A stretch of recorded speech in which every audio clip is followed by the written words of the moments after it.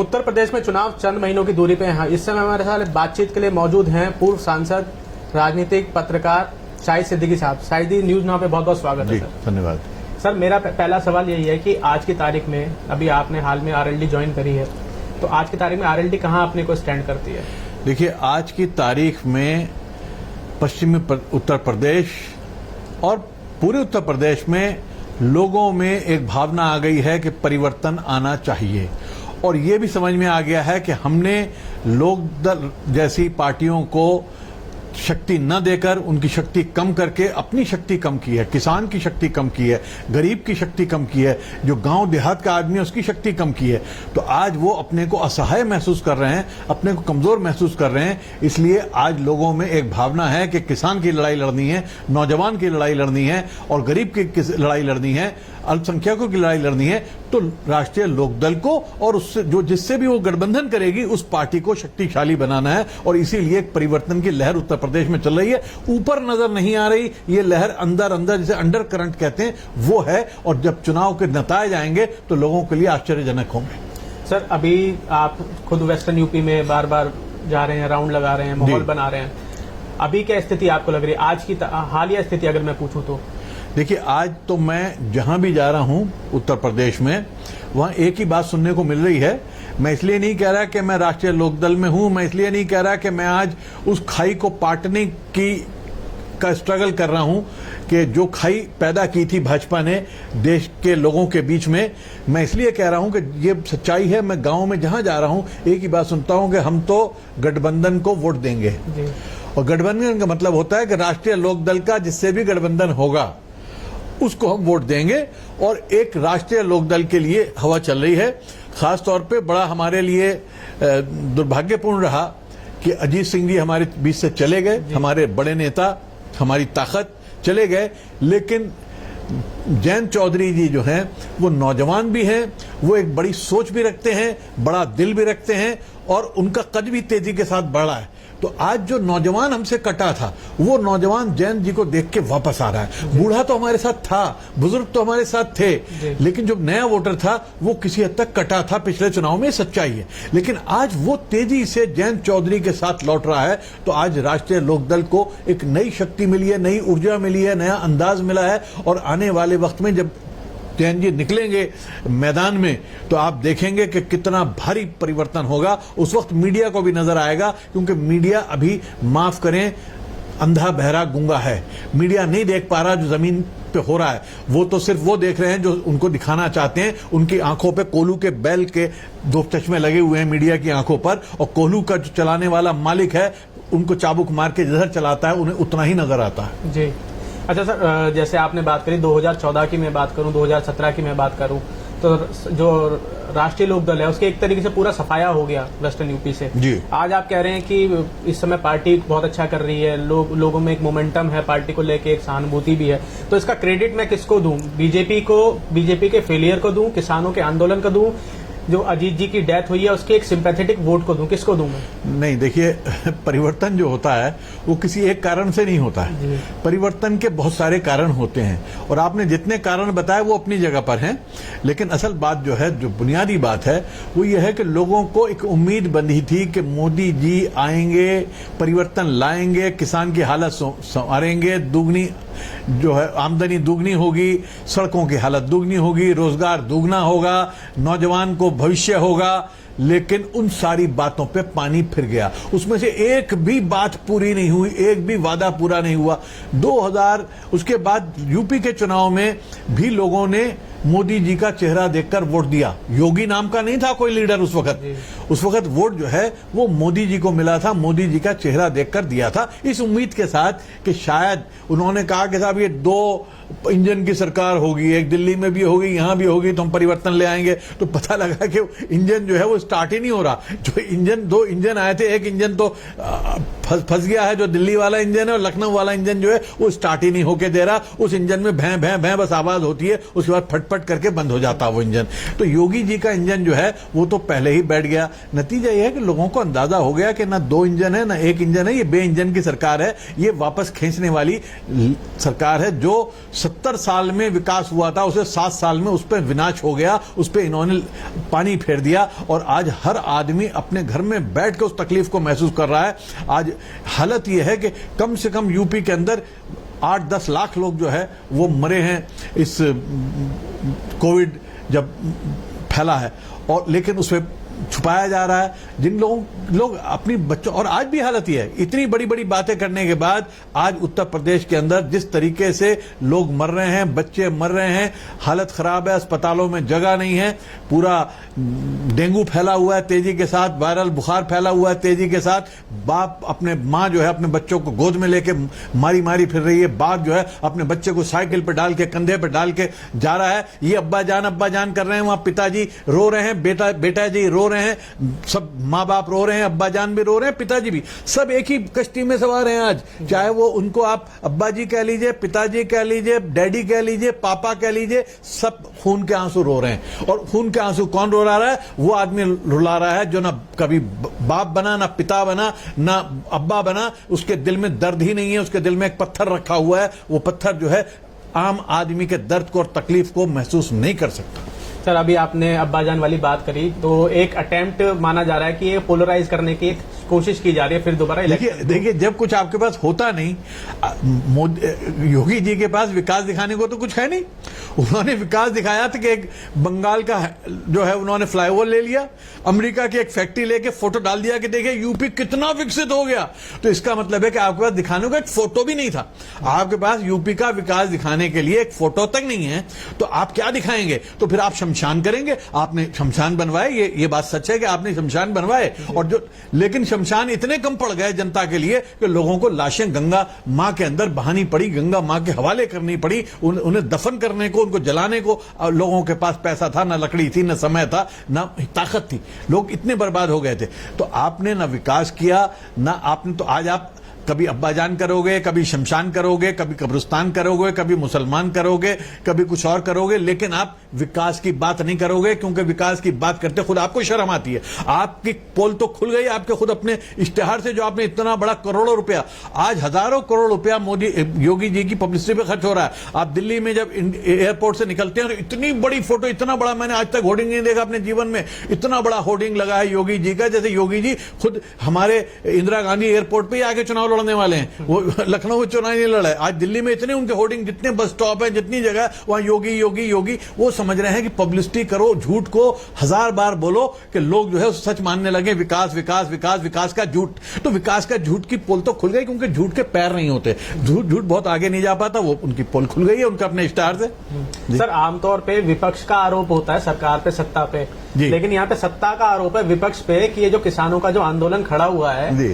ये फंडेड है, और आरएलडी को इससे ऑक्सीजन मिली है। वेंटिलेटर पे पड़ी जो आरएलडी थी उसको ऑक्सीजन मिली है। और विपक्ष में अभी डिप्टी सीएम केशव प्रसाद मौर्य ने अभी कुछ दिन पहले बयान दिया कि ये जो फार्मर्स हैं, फार्मर्स नहीं है, किसान नहीं है ये लोग, ये समाजवादी पार्टी, आरएलडी और ये कांग्रेस के कार्यकर्ता हैं। इसको आप किस तरीके से देखिए कल तक यही राकेश टिकैत जी और नरेश टिकैत जी सबसे बड़े सहानुभूति करने वाले थे, भाजपा के साथी थे, और खुद अजीत सिंह जी को हरवाने में भी इनका हाथ था, जिसकी इन्होंने माफी मांगी है, जिसको इन्होंने कबूला है।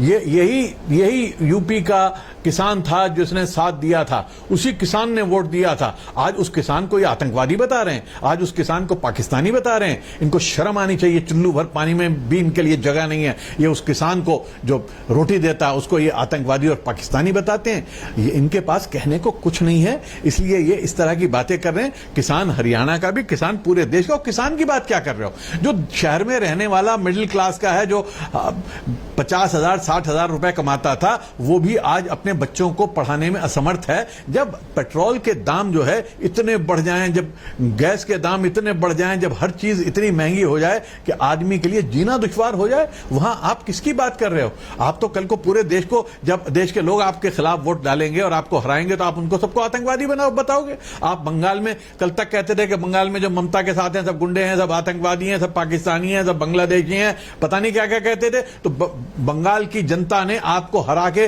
पूरा लपेट के वापस भेज दिया, तो क्या वो सब आतंकवादी हो गए? क्या बंगाल के लोग पाकिस्तानी हो गए? क्या बांग्लादेशी हो गए? इस तरह की बातों से कब तक चलाओगे?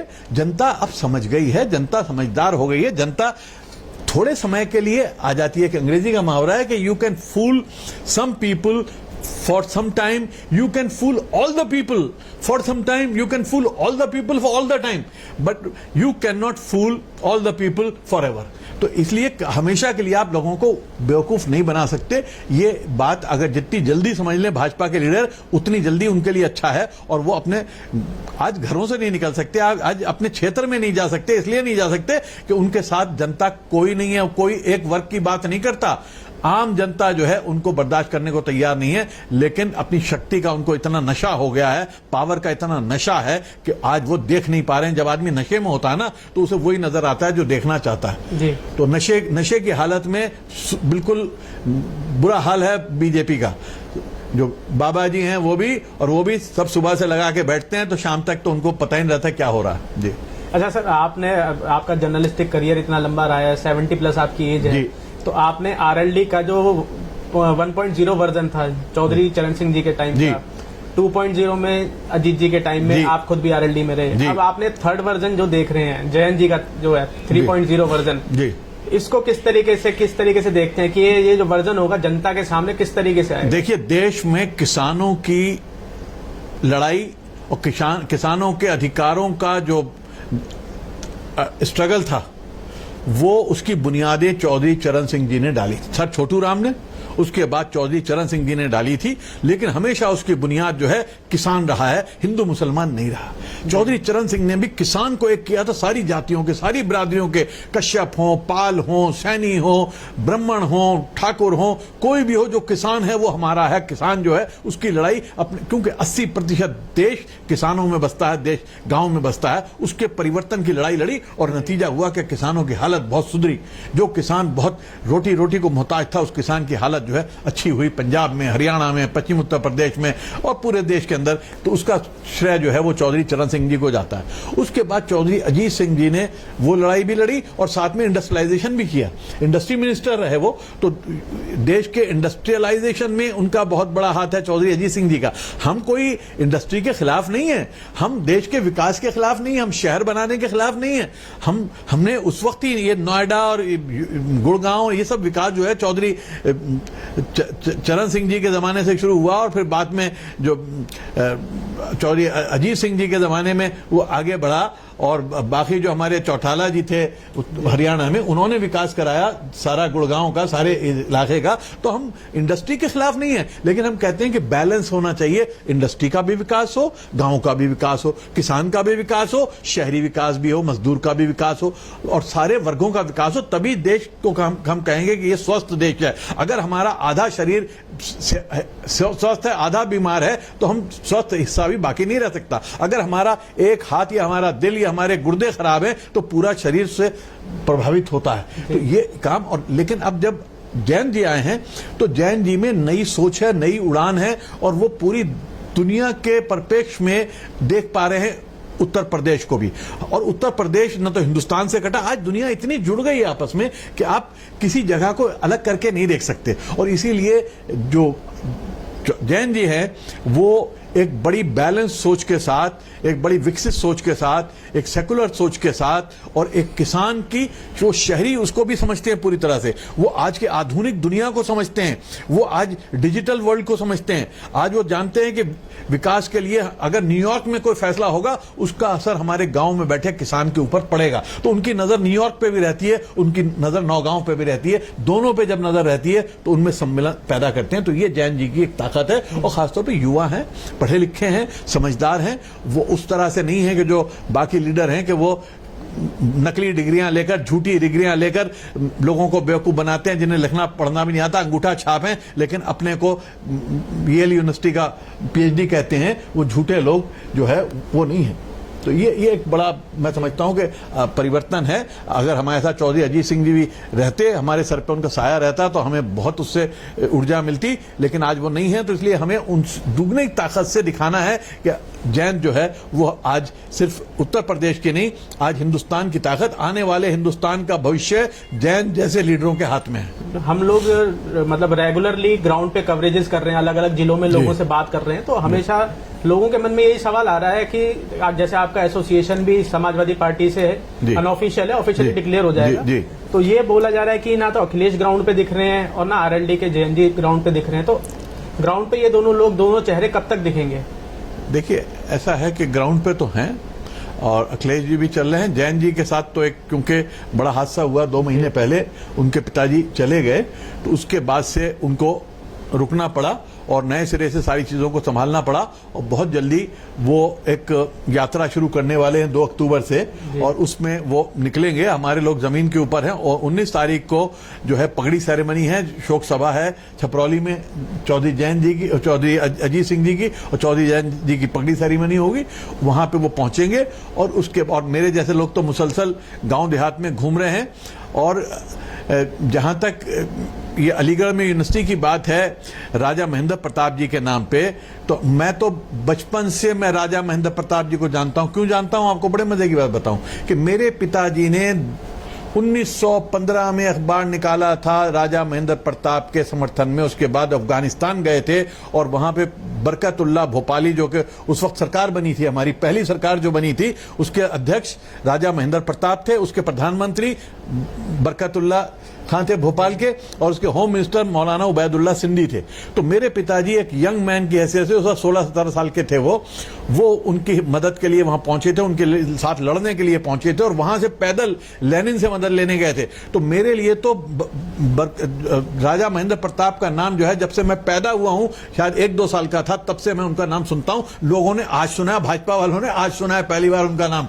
और क्यों सुना है? राजनीति के लिए सुना है। मेरे लिए राजा महेंद्र प्रताप राजनीति नहीं है, मेरे लिए वो माई बाप है, मेरे लीडर हैं, सबसे बड़े लीडर हैं, जिन्होंने सबको एक करके, मौलाना उबैदुल्ला सिंधी देवबंद के और बरकतुल्लाह भोपाली, और अफगानिस्तान के लोगों को उन्होंने जोड़ा भारत के राष्ट्रीय आंदोलन के साथ, आजादी के आंदोलन के साथ। और यही वजह थी कि सबसे ज्यादा समर्थन जो मिला है आजादी को, वो सरहदी गांधी, खान अब्दुल गफ्फार खान ना आते अगर राजा महेंद्र प्रताप और मौलाना उबैदुल्ला सिंधी अफगानिस्तान न जाते। अफगानिस्तान में रहकर इन लोगों ने भारत के लिए लड़ाई लड़ी।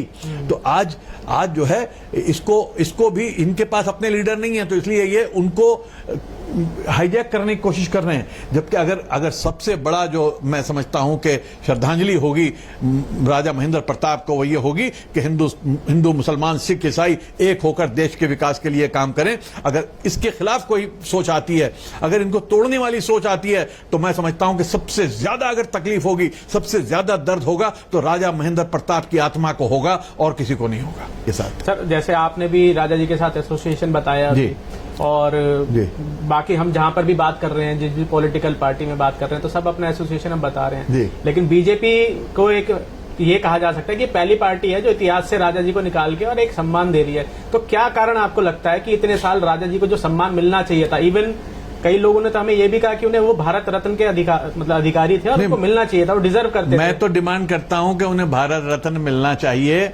लेकिन जो बाकी पार्टियां हैं क्योंकि खुद वो, उनकी तो डेथ बहुत बाद में हुई, लेकिन उन्होंने आके अपने को दूर कर लिया था दलगत राजनीति से, और किसी हद तक उनकी अगर जुड़ाव था तो कम्युनिस्टों के साथ था। तो कम्युनिस्टों के साथ उनका रहा, और कम्युनिस्ट क्योंकि सत्ता में कभी नहीं आए, तो इस वजह से वो नहीं हो सका। वो तो एमएन रॉय और बरकतुल्लाह भोपाली खुद लेनिन के पास वो गए थे, उनसे मदद ली थी, तो खुद उन्होंने अपने को दूर कर लिया था। वो किसी और हमेशा मना करते थे वो कोई भी पद लेने से, कोई भी अवार्ड लेने से, कोई इस तरह की चीजें लेने से।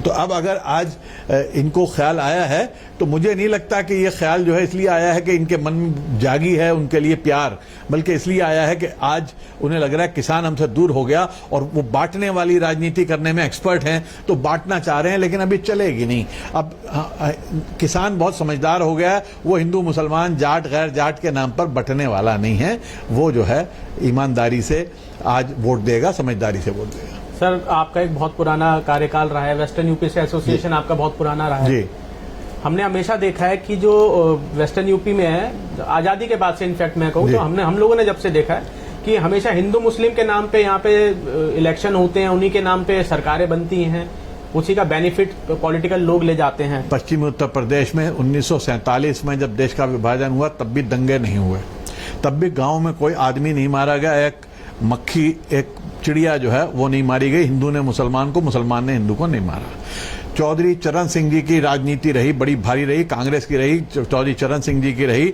उसके बाद जनता पार्टी की रही, सबने हिंदू मुसलमान ने हमेशा एक होकर वोट दिया। यहां तक कि मुजफ्फरनगर से मुफ्ती सईद जो कि कश्मीर से हैं, जिनका कोई लेना देना नहीं था मुजफ्फरनगर से, उसी मुजफ्फरनगर से मुफ्ती सईद साहब बड़े भारी वोटों से जीते, रशीद मसूद साहब जीते, हिंदू मुसलमान के नाम पे वोट नहीं हुआ। तो ये कहना कि हिंदू मुसलमान के नाम पे वोट होता है, ये बिल्कुल गलत है। मैं आपको बताऊं 1998 में मैंने लोकसभा का चुनाव लड़ा था मुजफ्फरनगर से, तो मुझे सबसे ज्यादा वोट जो है सिसौली में मिला था। सिसौली क्या है, जिसको आप कहें कैपिटल है जाटों की, जो चौधरी राकेश टिकैत और नरेश टिकैत का जो इलाका है, जो इनके बाबा जी का जो गढ़ था, वहां पे मुझे 95-97% वोट मिला, एक तरफा वोट मिला मेरे लिए। तो क्यों मिला मुझे? मैं क्या मेरा धर्म पूछ के मिला? नहीं, इसलिए मिला कि उन्होंने सोचा कि मैं अच्छा ईमानदार आदमी हूं। तो मैंने तो देखी नहीं वहां पे, ये तो अभी 2014 में शुरू हुई है, 2014 से पहले तो मुझे नजर नहीं आई, माफ करें आप। 2000 मैं तो 2009 का चुनाव लड़ा था बिजनौर से, तो बिजनौर और मुजफ्फरनगर का आधा हिस्सा उसमें था, वहां इतनी सी भी धर्म के नाम पर राजनीति नहीं हो रही थी। हर तरफ चाहे समाजवादी पार्टी है उसके साथ भी सब थे, बीजेपी के साथ भी कई लोग थे, दूसरी पार्टियों के साथ भी थे, आज भी। आज अभी समझ ले सहारनपुर में जगदीश राणा और महावीर राणा जो कि बीजेपी में चले गए हैं, पहले बीएसपी में थे, उनके साथ उनके इलाके का छुटमलपुर का और मिर्जापुर का बड़ा मुसलमान आज महावीर राणा को वोट देता है बीजेपी में जाने के बावजूद। तो ये आपकी गलत सोच है, आपकी गलत खबर है, कभी बटा नहीं। हाँ, ये उस जो वोट पड़ा इनको वो हिंदू मुसलमान के नाम पे नहीं पड़ा। लोगों ने सोचा कि शायद बदलाव चाहते थे, कांग्रेस के बाद बदलाव चाहते थे और समझते थे कि शायद ये गांव का विकास लिए लोग ले आएंगे, तेजी से काम होगा, विकास के नाम पे वोट पड़ा था। 2014 में कहीं मोदी जी ने मंदिर का नाम नहीं लिया, कहीं वो धार्मिक भाषण नहीं कर रहे थे। ये तो भाषण जो है ये 2019 में शुरू किया क्योंकि विकास 5 साल में नहीं कर पाए थे। अब बिल्कुल भी नहीं कर पाए तो अब सिर्फ और सिर्फ धर्म के नाम पे और मंदिर के नाम पे, मस्जिद के नाम पे, शमशान और इसके नाम पे राजनीति करेंगे, क्योंकि इनके पास दिखाने को कुछ नहीं है। सर, जैसे अभी इस बार हमने देखा कि आम आदमी पार्टी जो है वो भी इस बार उत्तर प्रदेश में चुनाव लड़ने आ गई है। दिल्ली में केजरीवाल मॉडल को वो अच्छे से प्रमोट कर रहे हैं, प्रोजेक्ट कर रहे हैं, और वही प्रोजेक्ट कर रहे हैं वो उत्तर प्रदेश में। तो आपको क्या लगता है कि जो समीकरण है ये किस तरीके से डिस्टर्ब हो गया है? पॉलिटिकल इक्वेशंस कुछ स्वागत है उनका, स्वागत है, सब पार्टियों को हक है हर जगह से लड़ने का। कई जगह से उन्होंने लड़ा भी है, लेकिन बंगाल भी लड़े, यूपी भी पहले लड़े थे, महाराष्ट्र भी जाते हैं, राजस्थान भी जाते हैं, ठीक है जाएं, लेकिन यूपी में कोई उनका मामला नहीं है। और अभी वो कोशिश कर रहे हैं हमारे साथ कुछ गठजोड़ करने की, लेकिन संजय जी ने तो डिक्लेयर कर दिया कि 403 सीटों पे लड़ेंगे, अकेले लड़ेंगे। तो बहुत अच्छी बात है, लड़ें भाई, वो भी लड़ेंगे, ओवैसी भी लड़ेंगे, तीसरा चौथ कांग्रेस भी लड़ेगी, कांग्रेस भी 403 सीटों पे लड़ेगी। जिसके पास कुछ नहीं है वो 400 सीटों पे लड़ेगा और कुछ नहीं करेगा तो अपने टिकट ही का सौदा कर लेगा, उसी से खेल हो जाएगा थोड़ा बहुत, तो करने दीजिए, कोई दिक्कत नहीं। दूसरा, वो उनका कहना यह है कि अगर बीजेपी को हराने का अनुभव किसी पॉलिटिकल पार्टी के बाद है 2014 के बाद, तो वो सबसे ज्यादा आम आदमी पार्टी के पास है। वो कहते हैं 3 बार हमने दिल्ली हरा दिया। कहने उनकी मैं बहुत इज्जत करता हूं संजय जी की, और मेरे बड़े अच्छे दोस्त हैं, इसलिए मैं कोई टिप्पणी नहीं करना चाहता उनके ऊपर। मैं राजीव जी के साथ मैं तो यूनिवर्सिटी वक्त से एक्टिव हूं, और अपनी जब दिल्ली यूनिवर्सिटी में मैं स्टूडेंट था तब से एक्टिव हूं पॉलिटिक्स में, बल्कि मैं कहूं तो उससे पहले से मैं एक्टिव हूं, क्योंकि मेरे पिताजी राष्ट्रीय आंदोलन में रहे और सारी जिंदगी राजनीति की। और इमरजेंसी में मेरे पिताजी जेल गए 4 बार इमरजेंसी में 80 साल की उम्र में, और मैं उस वक्त एक बिल्कुल यंग स्टूडेंट की हैसियत से मैं जेल में गया। तो मैं तो आप पॉलिटिक्स का मतलब अगर चुनाव लड़ना समझते हैं तो मैं नहीं समझता। मैं पॉलिटिकल साइंस का प्रोफेसर रहा हूं दिल्ली यूनिवर्सिटी में, यूनिवर्सिटी टॉपर हूं मैं। तो मैं तो पॉलिटिक्स का मतलब समझता हूं देश को बनाने का जो आप में भावना है, जो आप में कोशिश है, वो राजनीति है। तो मैंने पॉलिटिक्स की है हमेशा, सारे जीवन की है। एक पत्रकार भी रहा तो पॉलिटिक्स करता रहा, क्योंकि मैं मानता हूं कि हर आदमी को पॉलिटिकल होना चाहिए। अच्छे सिटीजन वो होता है जो पॉलिटिकल होता है, जो पॉलिटिकल नहीं है वो अच्छा सिटीजन नहीं है देश का। खासतौर आप और फिर मैं उसके बाद 1900 बाकायदा मैंने कांग्रेस ज्वाइन की जब राजीव जी का की हत्या हुई, क्योंकि राजीव जी के साथ मिलकर मैंने 91 के चुनाव में बहुत काम किया था। तो मेरी भावना हुई कि राजीव जी के सपनों को मुझे साकार करना है। तो मैं 91 में पहली बार, 91 में पहली बार कांग्रेस में शामिल हुआ, 91 में राजीव जी के हत्या के बाद। और उसके बाद कांग्रेस में मैं रहा, और मैंने पहला इलेक्शन 98 में कांग्रेस का, मैं माइनॉरिटी सेल का ऑल इंडिया का चेयरमैन रहा। 98 में मैंने कांग्रेस की टिकट पे इलेक्शन लड़ा। 99 में जब सोनिया जी आई तो मेरा मतभेद हुआ और मैंने पार्टी से इस्तीफा दे दिया। उसी वक्त मुलायम सिंह जी मेरे पास आए इसी जगह पर जहां आप बैठे हैं, और अमर सिंह जी, उन्होंने मुझसे कहा कि आप हमारी पार्टी में आइए, आपका स्वागत है। तो मैं वहां ज्वाइन किया, मुझे राष्ट्रीय महासचिव बनाया उन्होंने, राज्यसभा में भेजा। उनका मैं हमेशा आभारी रहूंगा, हमेशा मैं उनका शुक्रगुजार रहूंगा। लेकिन 2008 में मेरा मतभेद हुआ जब न्यूक्लियर डील के ऊपर मैं विरोध करता था। न्यूक्लियर डील का मेरा मानना था कि न्यूक्लियर डील जो है वो राष्ट्रीय हित में नहीं है। और आज आप देख लीजिए कि उस वक्त जितने लोग कहते रहे कि सब न्यूक्लियर प्लांट लग जाएंगे, देश में बिजली बड़ी सस्ती हो जाएगी, एक भी न्यूक्लियर प्लांट नहीं लगा, क्योंकि न्यूक्लियर प्लांट बेकार की चीज थी। मैं जानता था, मैं अमेरिका गया, येल यूनिवर्सिटी उस वक्त मैं भी गया, मैंने जाकर रिसर्च किया कि हमें जो है वो न्यूक्लियर एनर्जी नहीं चाहिए, हमें वायबल, हमें जो है रिन्यूएबल एनर्जी चाहिए, हमें सोलर एनर्जी चाहिए, हमें न्यूक्लियर एनर्जी हमारे लिए बड़ी खतरनाक है, उसमें हम अमेरिका के और उनके पूरे दबाव में, कंट्रोल में आ जाएंगे। हमने अपनी न्यूक्लियर पावर उनके हाथों में रखी। तो हमारी पार्टी ने, समाजवादी पार्टी ने रातों रात अपना स्टैंड बदल लिया। जब उन्होंने स्टैंड बदला तो मैंने उससे मतभेद किया, क्योंकि मैं पूरी तरह से समाजवादी पार्टी का समर्थन करता हूं, उसकी विचारधारा से हूं।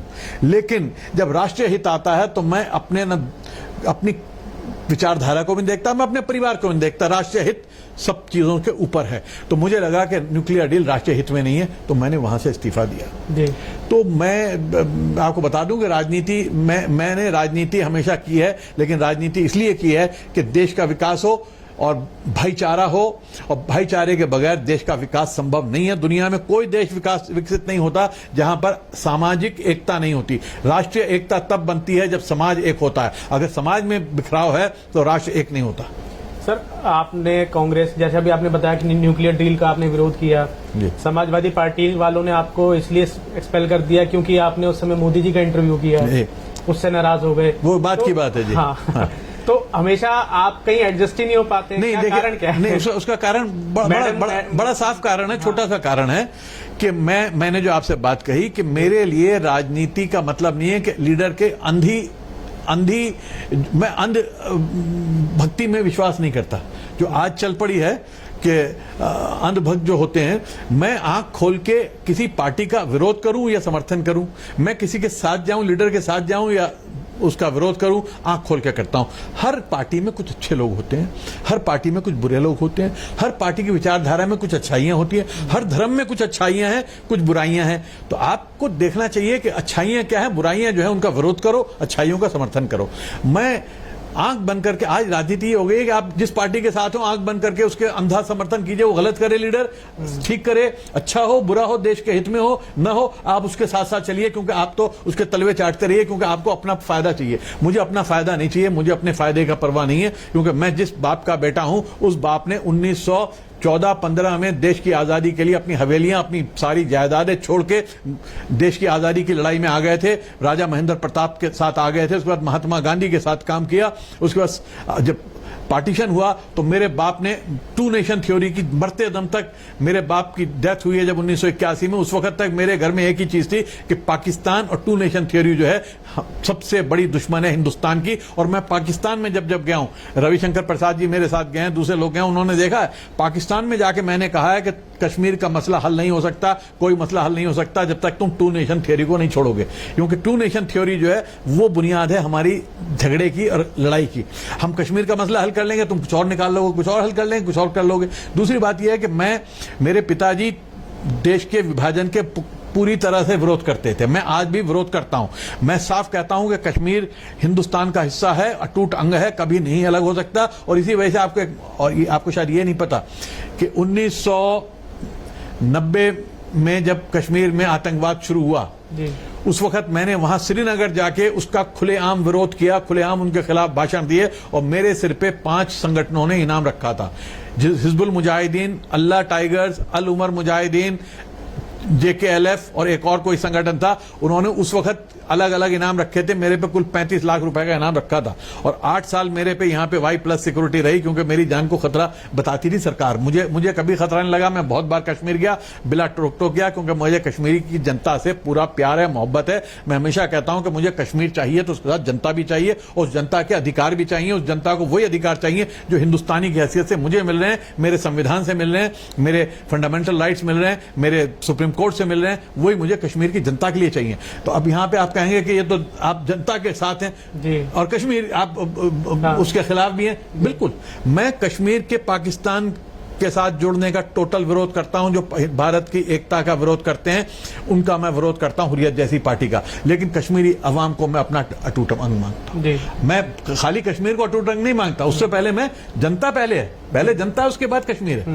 तो इसलिए मेरी जो बात है वो बात स्पष्ट है कि मैं जहां भी रहता हूं वो उस पार्टी के हित में काम करता हूं। जब मुझे लगता है उस पार्टी के लीडर ही हित के खिलाफ काम कर रहे हैं तो मैं उनसे अंदर पहले बात को कहता हूं, 10 बार कहता हूं, 50 बार कहता हूं। जब वो नहीं मानते तो फिर मैं बाहर निकल आता हूं।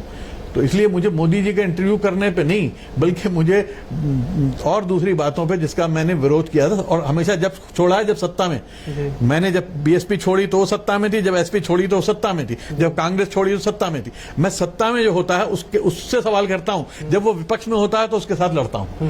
मैं विपक्ष में होता है तो पार्टी में होता हूं, जब सत्ता में आ जाता है तो फिर मैं सवाल करता हूं कि आपने जो वादे किए थे उन्हें पूरा कैसे करोगे, क्या कर रहे हो, कब करोगे।